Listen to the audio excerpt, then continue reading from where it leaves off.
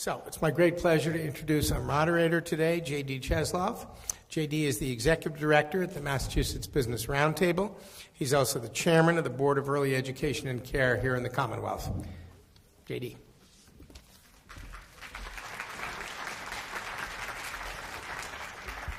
Good afternoon, everybody.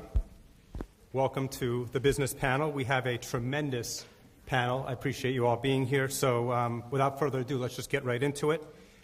The goal of the next hour is to examine how the business community can and does promote investment in early education as a strategy to build an educated workforce and support human capital development. So here's how the hour is going to work. I will say a few things in a minute just to kick it off, tee up some ideas.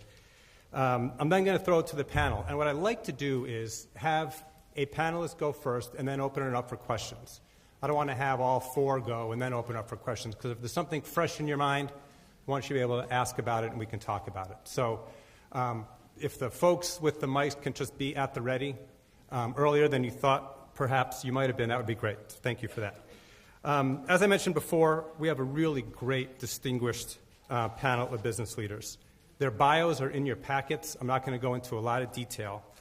But from right to left, left to right, Tom Layton is the CEO of Akamai Technologies, one of the truly great cutting-edge technology firms in Massachusetts. John Fish, Chairman and CEO of Suffolk Construction, one of the great business leaders and philanthropists in our city. Welcome, John. Marcy Reed is the Massachusetts President of National Grid, which a lot of you know is doing some really incredible work with the Children's Museum and others around early childhood and STEM. And at the end, Charlie Rizzo, Chief Financial Officer of John Hancock Funds, who, again, a lot of you know, is leading an effort with the Bessie Tart Wilson Initiative for Children, particularly around investing in the early childhood workforce. So to tee up the conversation, I just want to throw out two quick thoughts. The first is employers come to this conversation and frankly ask themselves the question all the time, where are we going to find a talented, skilled workforce? Not only in the short term, but ensuring that a pipeline is producing workers over a long term. Investing in early childhood education is a workforce pipeline issue. I'm sure you probably heard this over the course of the morning. Research has shown that high-quality pre-K cuts the rate of children being held back a grade in half, decreases juvenile arrest by a third, increases high school attendance by a third, college attendance by a whopping 80%, and employment by 23%. That, to me, is the pipeline. And I'm sure we'll have an opportunity to talk about that. Second, at the Business Roundtable, we spend a great deal of time thinking about this issue in the STEM, science, technology, engineering, math context. The workforce pipeline issue and investing to assure a pipeline of workers skilled in the STEM competencies is a workforce issue. It's an economic development issue. And more we hear from our members that it is a business imperative. When I put on my early childhood hat, I realize it's kind of the same thing in early childhood. And there is a very powerful link between early childhood and STEM. And the best way to ensure return on STEM investments is to start at the beginning with very young children. So with those two things out there, let me throw it to Marcy to kick us off. You can feel free to react to that. Tell us about what's going on at National Grid and some of your experiences in this area, Marcy. You know, I didn't sit on the end specifically so you wouldn't call me first, JD. Ladies first, happy to do it. We are a large utility, I think, as you probably know, within Massachusetts, also in New York and Rhode Island, and our job is to keep the lights on and the gas flowing. And so the question comes up, why do you care about education? The reason we invest in education is that we have a workforce problem, as JD mentioned. The average age at National Grid is 47 years old, and we have a largely physical workforce, and the pipeline needs to continue to come in. The skills required to do what we do these days have dramatically changed from what they were when I started with the company 25 years ago. Everything's more digital. There are smarter technologies now than there used to be, and we need a different type of worker entering the workforce than we have always had. And we see a skills gap growing across the U.S. and the U.K., which is the other place where we do business, and a declining number of folks entering the workforce in the technical fields, specifically if they're anything from a 4-year degree engineer all the way down to some of our gas mechanics and line workers who largely come to us with technical degrees or with vocational high school degrees. And so we see all of that declining. So that's why we do what we do. And what I thought I'd just spend a couple minutes highlighting is so what we do about that. We have a program, the umbrella of what we do is called Engineering Our Future. And it's all about investing in kids from pre-K through college. And we have distinct buckets of programs that we invest in. One of the ones that JD mentioned is at the Boston Children's Museum, where we sponsor their STEM program. And so we find 3- and 4-year-olds ways to get excited, whether they know they're doing it or not, about science, technology, engineering, and math. Because selfishly, what I need to do is get those 4-year-olds into elementary school, where we then go in the classroom and we talk about power and clouds and gas in the earth and all of that. And then they're in middle school and we talk about climate change. In high school we talk about careers. We try to get them into college. And selfishly, at the end of the day, I want to hire them. And that's why we do what we do. It's not because we're nice people. It's a selfish business reason. I'm just telling you the way it is. So when I look at the investments that we make, we spend about $3 billion a year in our assets. The poles, the utility poles on the side of the road, or the gas mains that go under the streets. And we spend a small percentage of that in our Engineering Our Future programs. But it's extremely important for us to invest in specific STEM. So and I chair the task force that JD mentioned that is at the Massachusetts Business Roundtable on STEM. This is an absolute business imperative for us. That's why we do it. The other slight intangible, the other reason we do it is our employees really like it. They really like if they have the opportunity to go to a 4th grade class with the kit that we have, sort of in a box, and talk about topics if their kid is in a 4th grade class. Or they like to attend the high school career days, and they like to do the programs that we have with the Children's Museum during the summer. And it increases employee engagement, and that allows me to get them more juiced up about what they're doing on the job. So lots of reasons, mostly selfish, why we do this. But that, at the end of the day, I think that is why that's why people like us, the business leaders, get involved in these topics. We need to have a workforce coming to us. At the end of the day, education is the great equalizer, and we need to find ways where all children, regardless of where they're living and what school they're going to and what their family unit looks like at home, have the same opportunities as everybody else. So, because I'll take all employees at National Grid. So I don't know if I've used up my 5 minutes, JD, but we'll get on to questions later. Thank you, Marcy. Just for the microphones, if folks have questions, I will, while you're up there. Oh, you have the microphone. I'm sorry. I just do think it's interesting, Marcy. You mentioned that kids, they don't know if they're doing it, if they're science and math, if they're STEMming. I think kids, they're just being curious. They're being collaborative. They're being creative. They're working in teams. They're problem solving. They don't know that they're doing the STEM stuff. They're just being kids. But there is something there. There's something there that needs to be nurtured and continued through the pipeline, as you're suggesting. So, if there are no questions, I'm going to move on to Tom. Okay. Akamai is a high-tech internet company, and what we do is deliver a lot of the web content that you consume. That could be videos from Netflix, could be shopping carts from eBay, or news on any of the major sites. And so the way the internet really works under the covers is when you go to a lot of those sites, you're actually coming to one of our computer servers that we spread all around the world. To make all that work and to make your experience be really high quality, a good quality movie from Netflix or a really fast shopping cart experience from eBay, it takes a lot of computer science and technology work. So it's vital for us to hire very top talent in mathematics, in the sciences, and in computer science. We hired about 1,000 people last year. We'll probably do that again this year.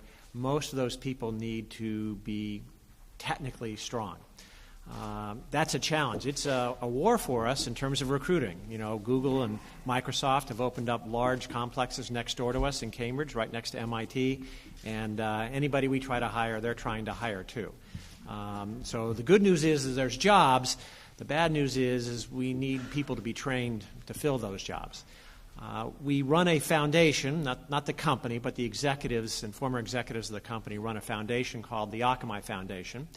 And we support mathematics education programs for K through 12. We fundamentally believe that education in mathematics and the sciences is critical and that you need to start very young. In fact, you know, I'll talk about some of the programs we fund because I think they're really great examples of ways that are helpful, to our society. One of them starts with 5-year-olds, and it's called the Math Circle program. One of the branches is run out of Harvard. It's not affiliated with the university. They have math circles all around the world. They started in Eastern Europe from the math school there, which was very strong. And you go with your 5-year-old, and I actually did this with my son and my daughter, and there's a teacher who engages them in math games. And you'd be amazed what a 5-year-old can learn if they think it's fun and it's challenging and it's a chance to, be on an equal footing, with the adults. One of the games they teach them is called the function machine game, where one student goes up in front of the class and there's a 5-year-old, they draw this funky-looking machine on the board, and the machine takes an input, does some computation, and you get an output. So the first time a kid does it, he might take the input X and answer 2X. Now, the class gives the student input, so they might say 1, and the student, the 5-year-old at the board, thinks and says 2. And after a few of these, the class guesses, we know what it is, it's twice the number. And, of course, the student at the board is trying to make it really hard, and the class is trying to guess really quickly. And so pretty quickly they advance from x plus 1 or 2x to linear functions. Then the class figures out how to guess a linear function with just 2 queries or 2 inputs. Then you get into modular arithmetic, prime numbers, because the students are trying to make it harder and harder. And before you know it, the 5-year-old or the 6-year-old is going home at Thanksgiving and stumping all the adults with their function machine. That's cool. And they come away with a love for mathematics and a challenge and thinking out of the box. And before you know it, they're going to elementary school. They know mathematics their elementary school teacher doesn't know. And they're good at it, and they love it, and then they just really excel at it for the rest of their lives. I think especially it's important to have programs targeting girls. Mathematics. When they start young, you go to the math circles, there are half girls there. And they are just every bit as good as the boys. By the time you get to middle school, and I know this from personal experience, my daughter's in middle school now, she is the only girl left competing in the math contests. And she's with all the boys, and she feels weird about it, and that's a very bad thing. So what we try to do is we fund special programs for girls. We fund the math competition for girls that is a national competition where only girls compete, and they come to MIT for the final round. We fund the U.S.-China Math Olympiad for girls. Similar concept, but they go to China. We also fund basic programs in mathematics at the higher level, in middle school and high school. So we fund the MAA competitions that maybe some of your kids take in school. There's, I think, several million children take that every year. Great program. Gives kids a chance to excel, enjoy it with the other kids that like mathematics. So we're big believers that getting kids early, teaching them about math and science, getting them excited to learn more, excited and, thinking it's okay to do mathematics. There's so much social pressure in this country not to be good at STEM, especially for the girls, and that's just really something that we'd like to see changed. Great. Thank you, Tom. Start to think about some questions out there. I actually have one for you, Tom, but start to think about questions. I would like to start engaging with the audience, and I As a lot of you know, I never take an opportunity like this to go by without talking about my daughter, Sadie. And just so you're talking about some of these math games, so she comes home the other day with a math problem. There's a ladybug in a pool, and there's an 8-foot wall to get out of the pool. The ladybug, every time she jumps up 6 feet, she drops 4 feet. How many jumps till she gets out of the pool? So, of course, I say 4. My wife says 4. Sadie says, I don't think it's 4. Because when she goes up 6 and back 4, she's 2. And then it goes up 6 more, and that's 8, and she's out. I'm like, I think you're right. I think you're right. My goodness. A future National Grid employee. Anyway, question for you, Tom. And seriously, I really want to start engaging the audience a little bit. But when you talked a lot about the beginning about hiring and how you're always looking at hiring. How do you think about, from your CEO perspective, hiring for jobs today and then hiring in 10 years and 15 years? And how do you look out so that the early childhood investment matters as you're thinking about hiring on the horizon? Yeah, we actually start recruiting, if you will, pretty young. We'll bring in classes from local schools that we help to fund, or robotics team, competition teams that we help to fund, into the company, give them a tour of our network operations, show them all the cool things happening in the internet, hoping to enrich them somewhat and help them understand what opportunities might, lie ahead for them. But also hoping that they'll remember the name Akamai. We do fund a lot of activities that are targeted at local populations to get them interested in mathematics and technology, and also nationally, the top students nationally, because we want them to come work for us.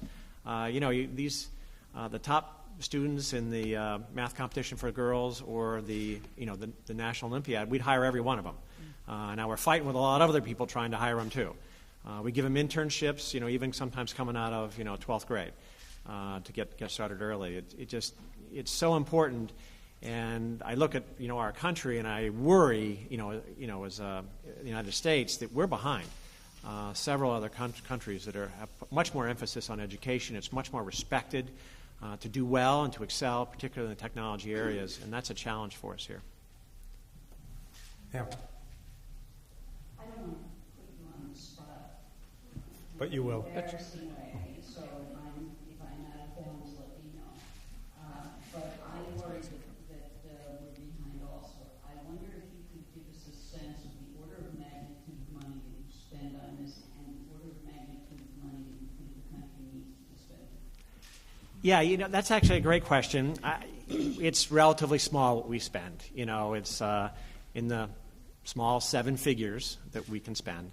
And it's just, well, compared to what's needed, it's a drop in the bucket. And the amazing thing, is you think about the flagship mathematic competition, in this country, the Math Olympiad, run by the National Math Organization. And what we spend to be the only sponsor for it, because nobody else will sponsor, it's less than $1 million a year. And you think about the sponsorships that go into, sporting events or other things, and just so astronomically greater numbers of dollars going into it. And here are the best kids in the country in mathematics, the flagship competition. We're the only company that would sponsor it, and it's a relatively small amount of money. We sponsor a summer camp where you take the top, 100 kids in the country, and they go to Nebraska for a month, and they just learn about mathematics. And again, it's so inexpensive to do really good things, but very few people do it. Question over here, Carolyn. Thanks, JD. For both Tom and Marcy, you guys both talked about models that start basically when kids are entering the public schools, kindergarten. I think Marcy, you mentioned you couldn't wait for kids to get into public schools so you could grab them. Have you thought about opportunities to go younger? We spent the morning here, and most of us are very familiar with all the research around brain development, 0 to 5 years. And if so, or if not, why not? Is it the fact that you don't have enough information about children and opportunities for children in STEM within that 0 to 5 range? Are there not the models out there yet? Could you talk a little bit about whether you thought about going younger than 5? I guess from our perspective, I don't know about programs younger than 5. The youngest that I know about would be the Math Circle, where you start at age 5. So, and we defined our program to be K through 12. If there were programs that started earlier that would be targeted at that, it'd be great to know about that, and yeah, we might fund that. Our programs are younger than 5, so the programs at the Children's Museum are geared at those sort of pre-K kids. We also have programs at the New England Aquarium, as well as the Brooklyn, New York, and Providence Children's Museums, where they're specifically geared toward little kids coming in, trying to, we basically make them little mini engineers, and we put a lot of there's a box that if you go to the Children's Museum, you look at their STEM box. It says National Grid on the side. It looks like a little lunch box, actually. It's like cardboard, like a Happy Meal. And it's a fun thing for them to do, but it's specifically geared at that sort of 3- and 4-year-old range. So, Marcy, I'm Beth Reckerson of the Boston Children's Museum. Oh. And I've had the honor of handing out National Grid STEM kit. There are actually a ton of people in here. Raise your hand if you've got a STEM kit in your museum, your library, your provider. So these are all folks who are already doing very early STEM, 0 to 5. And, my comment here is about, we talk about science is something you do in preschool. Later on, it's something you have to know more about. And there's a big difference right there. And I think that Marcy's made this great impact for preschoolers on science is something you do. I mean, don't ask me why it sinks or floats. That's like Archimedes' principle or something. I don't even know. But preschoolers don't have to know quite yet. They can just put the pennies on the, little boat and say what happened, right? But I think I've heard a lot of challenges about, as kids go to school, math and science are hard. They're really hard. And so you have to have really good teachers. I think it's one thing that, so for my own kids who are not science fans, they would come home and say, it's just like I have to read the questions and answers. So is there any comments about, what makes math and science, even in public schools and private schools these days, exciting and fun? Can it keep going to middle school? What happened to your daughter or the other girls, that were having a good time, but where'd they go? Yeah, I think math and science does suffer from the teaching is not always making it interesting and fun, and it does become rote, and the teacher's not enthused about it, and so it's hard to imagine the students will be enthused. I think the aspect, for girls versus boys is different, and I don't completely understand it, but it's there. And I just feel terrible. My daughter feels, like she's going to be ostracized from the other girls because she's doing the math team with the boys. Now, so far she's had the right attitude. She wants to go beat the heck out of the boys too, and be the best, and that's great. But it's hard, when that becomes a stigma, among the girls, which is a big deal at that age. So that's a separate issue, I think, on the girls aspect of it. You mentioned one more question, then we'll move on. Yeah, I just want to ask you this. Thank you all for coming this afternoon. This morning, Jack Schoenfeld spoke to us a lot about early childhood and development and the importance of, among other things, interactions between children and their parents.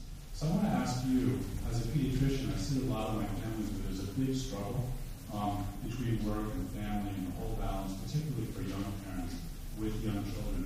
So what are you doing to help your employees to be the kind of parents that can nurture these kids before the kids get to school?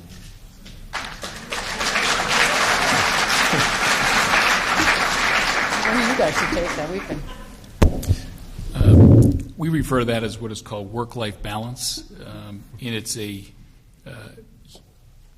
tremendous conversation, I think, in every office in America today and probably the world, but it's the conversation a lot of people don't want to have.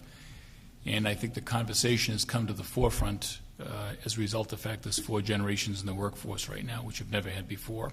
And I was going to briefly comment on that in my notes. And what you have people thinking, acting, and desiring things differently. And to the younger generation, the millennials, and some of the X's and Y's, work-life balance is more important than the work itself. And I think as an employee or employer, if you don't respond to that in an appropriate fashion, you're not going to have a healthy and happy workforce. So to us as an organization, one of our strategies, we have 3 particular strategies, people is one of them, and one of the most important aspects of our people strategy is this concept of work-life balance and bringing people together. You couple that issue with the community issue of people getting involved more in the community. It's a very, very powerful, powerful incentive to generate a very strong culture in your company. Yeah, I would second those thoughts. And at John Hancock, work-life balance is extremely important. I think for competitive business reasons, it helps retain your best people. And one of the things that we do is we have a work-from-home initiative that we embrace organizationally. I think technology has advanced to a point where we're comfortable that a lot of the tasks that people used to do in an office setting can be done in their home environments, and we've gotten very good success from that. And we're going to continue to embrace that program, and I think it has allowed us to retain some important members of our teams. And there was all different reasons why people embrace a work from home type setting, and we recognize that, and so we're trying to make these programs available to our employees. Charlie, the notion of really good teachers was mentioned. Why don't you talk a little bit about what's going on at Bessie Tart Wilson, Okay. some of the efforts you're leading over there, and how to support the early childhood workforce and the importance of that? Yeah, thanks, JD. I'd be happy to. So I've been working with the Bessie Tart Wilson board for 3 years, and John Hancock got me involved with this organization primarily because they were in the early childhood education space, and that was a space that I wanted to get involved in. I recognize the importance of having our young children get off to a good start, having 3 children myself, and so I looked at it as a real good opportunity not only to help Bessie Tart Wilson with some of their important initiatives, but to add some financial innovation to some of the great ideas that they were already advancing. And I think maybe a little bit of it was maybe a patriotic duty as well. I read the papers like everyone else and see that, the USA is behind on math and science from a global standpoint. And I think we have a lot of untapped resources here in Boston and throughout the United States. And I think to the extent that some of the initiatives that the Bessie Tart Wilson board is addressing are really important to getting us to a more productive workforce. And so that's what attracted me to the organization. And I'm also a leader of teams. I have a number of people that report into me. So it's important to have people that have the right skills in order to help us with our business initiatives, but also to have productive members of society. And I think, getting kids off to a good start is important. My children were fortunate enough to, have an early childhood pre-K kind of program that gave them a really nice transition into kindergarten and grade school, and that really helped them in their academic endeavors. But I recognize that not everyone is as fortunate. And so I think that transition is really important, which is why, some of the things that I'll be talking about in a second, I think are going to really help get the business community to embrace some of these issues so that we can get some funding on some critical needs that we have in our inner cities.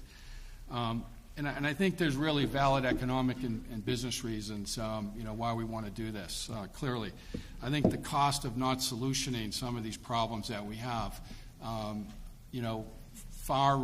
will be significantly less than the cost of not doing anything. And what I'm talking about there is really the social economic costs of not solutioning some of these issues. And then there's obviously valid business reasons for why we want to have more, competent young kids entering school and entering the workforce. Academic, competency, critical thinking skills, computing skills. I mean, we're getting, into a more complex world. There's a lot of data. We need people with good math and analytical skills, and obviously good computing skills. And I think that, part of the challenge that we've had is a lot of times when you're doing funding to solution some of these initiatives, people are looking for an immediate benefit. And unfortunately, what we're trying to do is get the business community to embrace the longer-term benefit of doing things right, and then see what the benefits will be by making an investment in early childhood education. So what What the challenge is, I think, is well documented here today.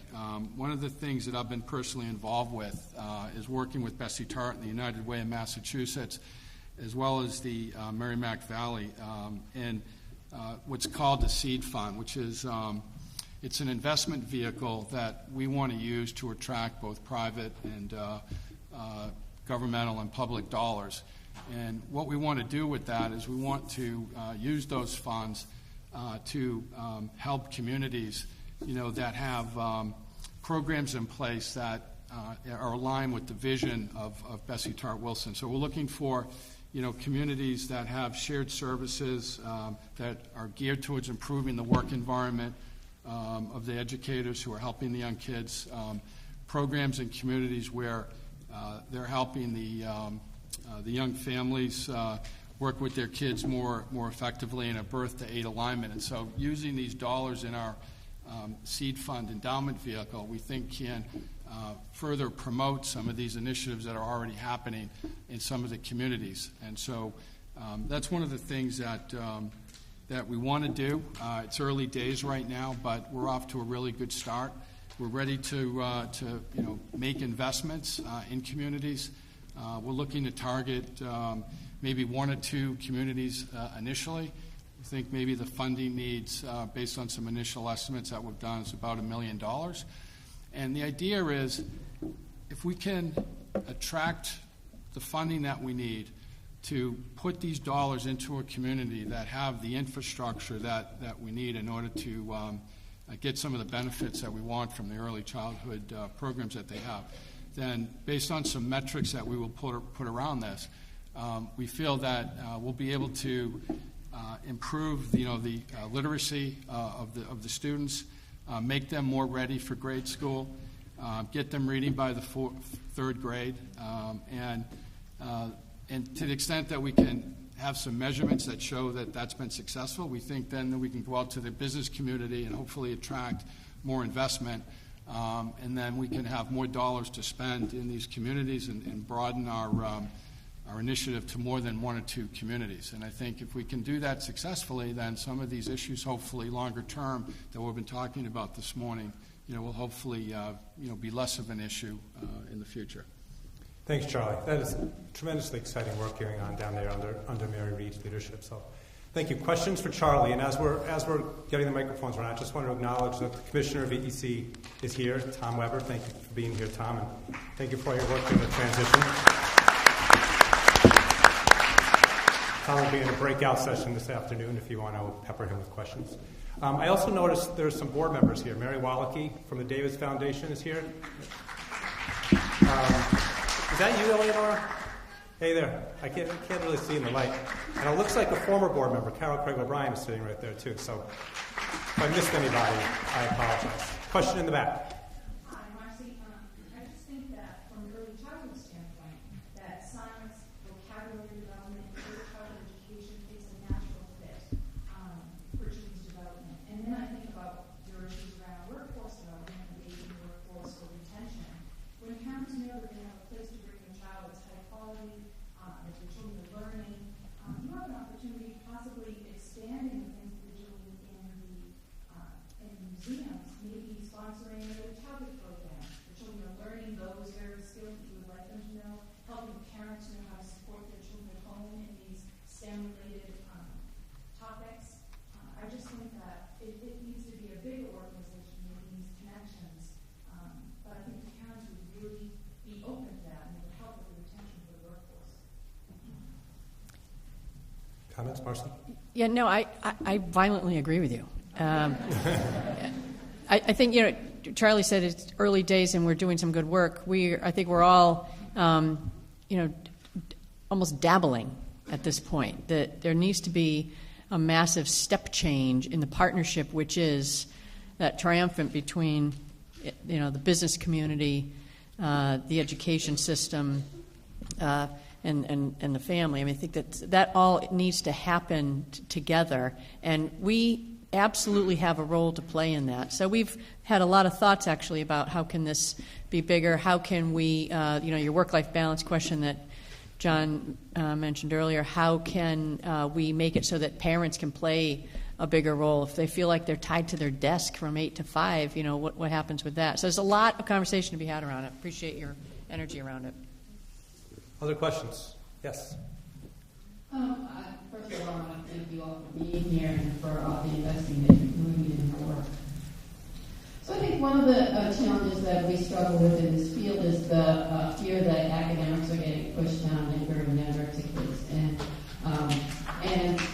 So I get one of my questions is, what about the soft skills? Are business executives interested in supporting with investments development of the kind of soft skills that their future workforce will need around, just some of the things that kindergarten teachers say that makes kids ready to go to school is being able to take turns and sit still and pay attention and delay gratification and all those kind of issues.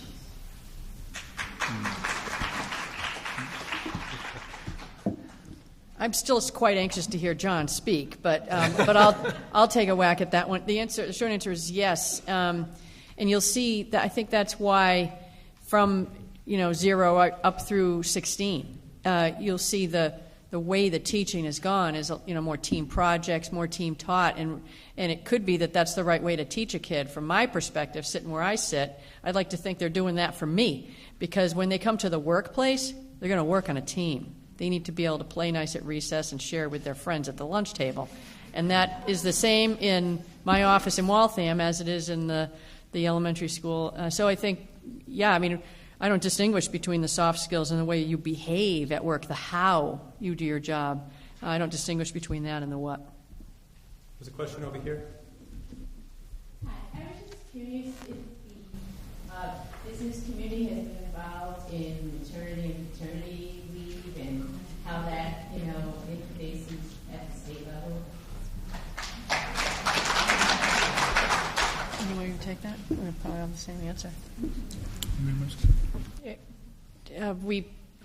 We have a variety of answers that the women in our workplace, ask for and get. I mean, everything from, the sort of standard 6 weeks maternity leave to I'll see you in a year, and we're fine with all of that.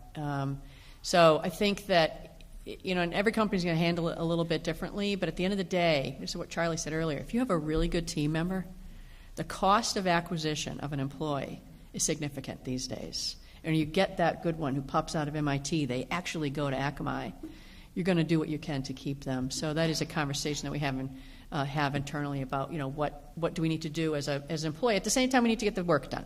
So there's a balance in there about how that happens. I'd also comment about that. There's been quite a few articles written over the last few years about women in the workplace and the percentage of women in the workplace, especially at the CEO level. And I think the article is crystal clear about the fact that the numbers are skewed. And I think the business environment, especially in a global economy, needs to do everything we possibly can do to promote the success of women in the workplace. And the idea of maternity leave, as Marcy points out, that's insignificant in the grand scheme of things. And I think from a business perspective and a competitive nature, again, especially on a global basis, we really need to focus on how do we strengthen our entire management set in the United States of America.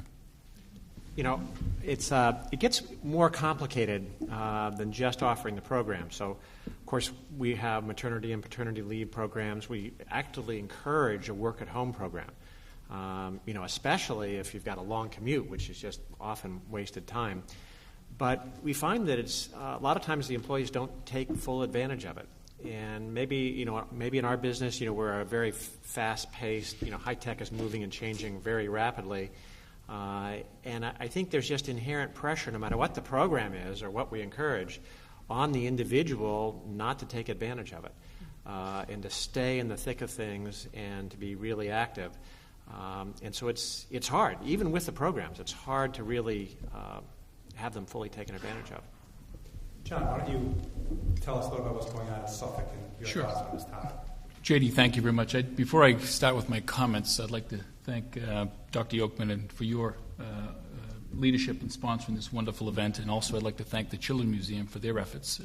This type of conversation is paramount to addressing this particular issue, and I think the more conversation we can have as a business, social, and economic community, the better off we're going to be in the Commonwealth of Massachusetts. And I'd also like to thank the Federal Reserve Board, Eric Rosengren, for hosting us today.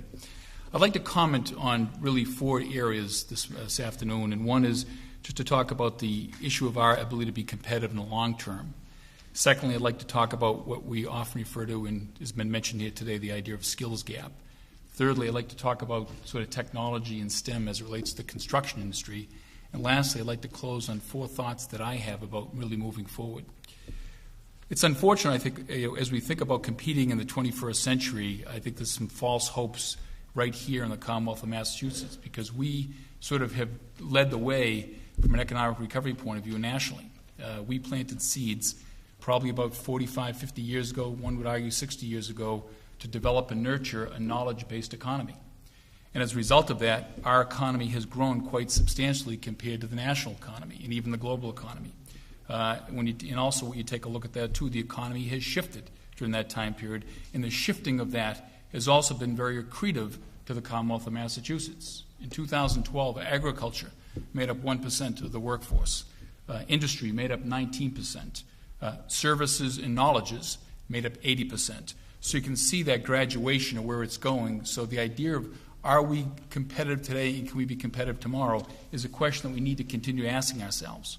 And the drivers of a knowledge-based economy and what's driven our economy specifically is the healthcare, life sciences, technology, and soon to come here, I think in a very, very substantial way, is going to be big data. So it has given us a competitive advantage. When you take a look at the analytics, GDP growth in the United States has been 1.6 year over year. GDP growth in Massachusetts has been 4.5. Unemployment nationally over the last year has been about 7.8. Unemployment in Massachusetts has been 6.6. As we sit here today, our bond rating has never been stronger. It's AA+. But again, I'm going to come back to the issue. Are we positioned to compete globally in an environment that continues to move towards knowledge requirements? In the United States, over the last 50 years, technology innovation has accounted for half of the U.S. economic growth. 50% of U.S. GDP is based on technological innovation. 30 of the fastest growing occupations in the next decade will require a STEM background. Yet, when you take this into context, our educational system, both nationally and locally, doesn't support that. Only 34% of 8th graders were rated proficient in math, and more than 1 in 4 scale below basic level math. 15-year-old high school students in the United States ranked far behind 12 industrialized nations in other parts of the world in science, 17 ranked in mathematics. And only 45% of high school graduates in the United States are ready for college math, and only 30% are ready for college science. To me, that's alarming. Students are not prepared to compete for future jobs. There is no ands, ifs about that. I'd also argue in Massachusetts, even more alarming. STEM skills in Massachusetts are a great demand. There are more STEM jobs available than there are people to fill them. 2.1 STEM jobs available for only 1 unemployed person. There was an article in the Boston Globe about 4 or 5 months ago that there were 130,000 open jobs in the Commonwealth of Massachusetts in the month of November. I'm sure that statistic can be challenged, but it's quite substantial, 130 job openings. And more than 85% of the jobs created in the next decade will require math and science backgrounds. So you can see where this trajectory is going to be taking us if we really don't pay attention to it. Yet, only 28.6% of students in Mass colleges are studying in STEM-related fields in Massachusetts, versus the average is 32%. So 26 in Mass, 32% in the country. Education, I would argue very strongly today, is not aligned with the demand for jobs in the future. Mass also, I think, is a microcosm of the United States. I would argue that the United States is a microcosm of the world going forward. With respect to construction, my industry, I often say labor is to the Industrial Revolution as innovative thinking is to the new knowledge economy. Construction is in a transformative stage right now. It has gone from a blue-collar business to a white-collar business. The lack of efficiency in marginal productivity has forced us to go in this direction. Our company specifically has inherited or developed a Build Smart brand. We've found our value proposition became obsolete over the last 5 to 7 years. And if we didn't transition ourselves to leverage the intellectual capital that we have as a company towards a brighter future, we wouldn't have survived the turmoil that we experienced over the last 5 years. We now no longer build for the first time a building out on the site. We build that building virtually now before we get on the site. We coordinate our mechanical systems virtually before we get on that site.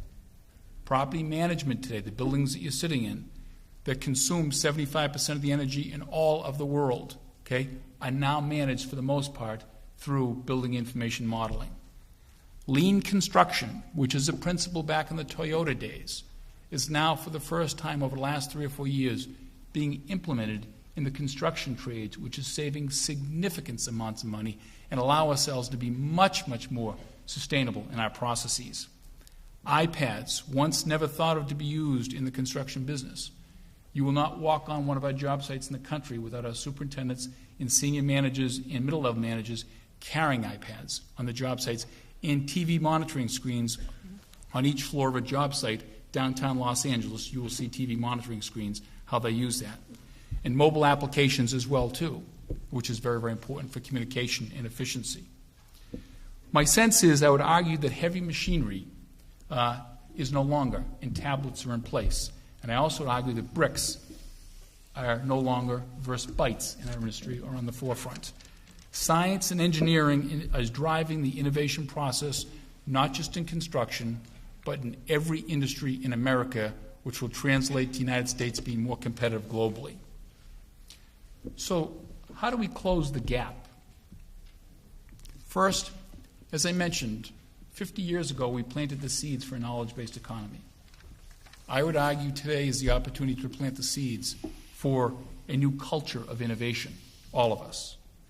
As I briefly mentioned a few minutes ago, there are 4 generations in the workforce. Baby boomers, X and Ys, and millennials. Each act, think, and desire things differently, especially the millennials. Having a large car and a large house, okay, and a large salary is not the driving force. It's job satisfaction, it's community, and it's work-life balance of the drivers behind their satisfaction. That's not the case for baby boomers. Baby boomers never heard of work-life balance. We were not brought up in that particular generation. But now, in order to be sustainable and really to be competitive in the long term, if in fact people are our most important asset, we need to embrace this concept called reverse mentoring. Leverage the experience of the baby boomer generation with the inexperience but the technological curiosity of the millennials. And what you have a wonderful relationship. And everybody today talks about in the office world about collaboration. Collaboration, I can tell you, is here to stay. That's what it's all about. And the whole idea of reverse mentoring and leveraging these generations is going to lead to increased productivity. Promoting branding about the idea of STEM education and launching campaigns to really, really integrate a sense of urgency of how important this is to our community and our economic system. Secondly, train and retain teachers. Teachers also need to be curious. And unfortunately, some of them are not, especially some of the baby boomers. We need to, as leaders, challenge the systems that currently exist today and get these particular individuals, these educators that are responsible for our future, to get out of their comfort zones. And we also need to measure them. If you cannot measure it, you cannot manage it. And analytics and the sort of the introduction of big data coming forward will allow us a much more fluid way to measure the teachers that are the performance out there. And to the extent that the teachers are not performing, I think we should make them available to other industries, not the educational industry. Thirdly, partnerships. Business and education. We talk ferociously about the idea of this skills gap. I pointed out some analytics in my conversation. It exists. It's real. What we need to do, we need to get the business and the educational community at the same table to talk about what not the requirements are today, but the future requirements of where are we going as a society, and what can we do together to partner. When you take a look at what's going on in the community college reform over the last 18 months in the Commonwealth of Massachusetts, businesses now sitting down with these community college heads and talking about the different skills requirements. National Grid, NSTAR, Raytheon, EMC is having this dialogue, having these conversations to really, really enlighten the future students of what the opportunities are there for them. Also, these after-school programs is something that is very, very short money. We have the resources. We have the physical space. Again, we need to leverage those resources. And lastly, what I would comment about is the internship program, Northeastern University. It has gone up in the rankings substantially over the last 4 or 5 years under the leadership of President Joseph Ayoun. And I think that's a model for the future. And it's a model that we should be thinking about constructively. About do they have something secretive over there that really, really, really is making a huge difference internationally? I believe that it is, because I think they're on target. And lastly, something very, very personal to me is that we've come out of the closet on learning differences. We have come out of the closet. I argue no two people learn the same. And my sense is to leverage technology to allow people with learning differences to exercise their intellectual freedom in a thoughtful way, to add to the vitality and to the competitiveness of the workforce is the way to go. We've got many, many leaders in CEO companies today that will have some type of learning differences, whether it be dyslexia or other type of issues. But those particular pools that in the past have been ostracized, I think can add tremendously to the workforce going forward. Again, JD, thank you very much.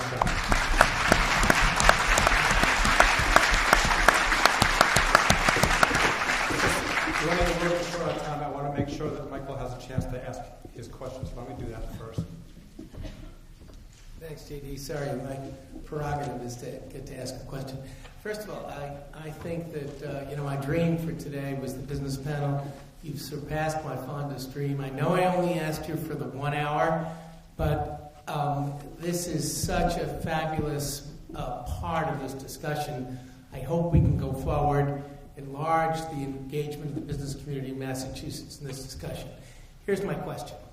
We spoke a lot this morning about the importance of innovation, about the importance of short cycle learning and breakthrough outcomes. You are the experts in innovation, in how to remain economically competitive by thinking innovatively about products, about all the wonderful work you're doing. Can you each reflect for us about how we can use your insights into how you innovate into changing our thinking about early childhood education so that we can move the needle in a much more profound way than we've done so far? Well, at Akamai, innovation is our lifeblood, and we're quite vocal about that. In fact, one of my key jobs is to figure out how to encourage it, how to fund it, how to celebrate it, fan the flames of innovation. I think identifying it, celebrating it are very good things. I'm not an expert on early childhood development. I know nothing about it other than being a father. But I think encouragement, it would be the analog there, making the opportunities available to expose young children to creative things that they really can do. For example, in mathematics, people think that little kids can't do it, but they really can do amazing things if given the opportunity, the exposure, and the encouragement, and making it fun. But innovation is just vital. There's an often used two words that I call the RR. It's reform and revenue. I think we have to take a hard look at our current system of how we actually deliver education and how people held accountable for the services that they do render and the results that are proven. Secondly, I think if we have to put our money where our mouth is. I understand the governor was here this morning to talk very specifically about this early education program, which is no doubt in my mind an absolute must. I'm not necessarily in agreement with him on the timing of it, but I do feel very, very strongly that it's something important to the Commonwealth of Massachusetts, especially based on the fact we sit here today, we live in a knowledge-based environment, a knowledge-based community, and if we don't invest in our future, we'll never be able to stimulate economic growth in the Commonwealth of Massachusetts. My answer would be exactly what John just said, but I'm going to add to that and say I think in the meanwhile, before we get to reform and before we've turned the model that we use on its head, I think we have a role to play in the businesses around storytelling. Right now, my view of the world is that kids have a view of what a job is based on what their parents do and what they talk about at home. And I think the more we can let our kids touch what we do and bring them into our field trips and get them to the museum to play with the STEM kits and talk to them about the fun things that you can do when you're an engineer versus making it kind of a scary word. I did not talk about my theory on girls, but I think it's because it is about what's seen to be cool and what's fun. And I think that we really have a very serious role to play around helping our kids understand that. And I guess what I would say is, as business leaders, we need to make sure that our employees have the latitude to be able to get into the community and give back. And we certainly do that at John Hancock. We have a lot of our managers and staff actually go into the inner cities, help with reading and other educational type activities. And I think it's really important for our managers to see what it's like for some of these kids in the inner city and some of the challenges they have and the fulfillment that they get by assisting and devoting some time to those efforts. And we're going to continue to do that. Great, thank you. One last question from the Commissioner of EEC. And I think we're out of time, unfortunately. Thank you. As quick as Go possible. ahead. Good afternoon. Thank you very much for being here. And historically, obviously, the business community has been an essential part of all the state's education reform efforts, and it's been a big part of the success of those efforts today. My question to you, I don't want to make it selfish, but in your discussions about the involvement of your companies and yourself personally, you talked about a lot of philanthropic efforts that you've been engaged in entities philanthropically. But it was noticeable to me that none of you mentioned the Department of Early Education and Care or the Commonwealth as a partner. And obviously I have a particular interest in that. But I don't want to make it a selfish question, so I'll give you a hypothetical. Imagine that you're appointed head of the State Department that had oversight for the early education and business just 4 weeks ago. What advice as business leaders would you have for that person in terms of effective engagement with the business community? And I promise you before you answer that I will take notes and I will pass that information along to anybody who might find themselves in these circumstances. I want to thank you for that question. I think it was one that I think is healthy to have that conversation around. And I think we have level-funded education over the last 3 years. It's the only line item in the budget, to the best of my knowledge, that's been level-funded. And right now we're going through some personnel changes and management changes, and I just want to applaud you for stepping into that seat, because I think that really it can make a big difference. But I would also argue that I don't think there was a lack of leadership there. I think there was more of a perception problem than anything else like that. But that is what politics is all about, and that's why sometimes in business we don't have to deal with that side of the equation. My sense is, I think, reaching out to the business community and asking for the help. I often find out that government sometimes doesn't ask. We are currently engaged in a program called the Boston Scholar Athletic Program in the city of Boston with Mayor Menino. We have about almost a $4 million budget on the annual basis. We have 19 based learning centers in the 19 high schools in the city of Boston that involve, as I mentioned, 4,000 kids. We partner with Harvard, MIT, BCU, Northeastern, and BU in University of Massachusetts, and we also partner with the Celtics, Bruins, Red Sox, and the Revolution and the Patriots. And what we do, we leverage both academic currency and we leverage athletic currency, because there is an absolute positive link between athletic success and academic success. So our sense is, I think what we need to do is to be much more collaborative about the educational process in the Commonwealth. And there is no reason why we don't have the most outstanding elementary school, preschool, middle school, high school, and higher ed educational programs in the country, based on the fact that we get the highest currency here right in our backyard, and we need to leverage that. Let me close by saying this. I think it's fascinating that we had an hour conversation with business leaders on early childhood and spent so much time talking about STEM. And it's interesting because we hear that a lot at the roundtable. And as some of you know, I wrote an article for Ed Week a few weeks ago where we talked about the link between early childhood and STEM. I then made the colossal error of reading the comments below the article. Apparently I'm a total idiot. But there was a lot of conversation about, well, what about history, and what about English, and what about social studies? And I don't think it's an either-or. It's never meant to be an either-or. It's really both. And I think what we're hearing is there really are no greater natural scientists or engineers than young children.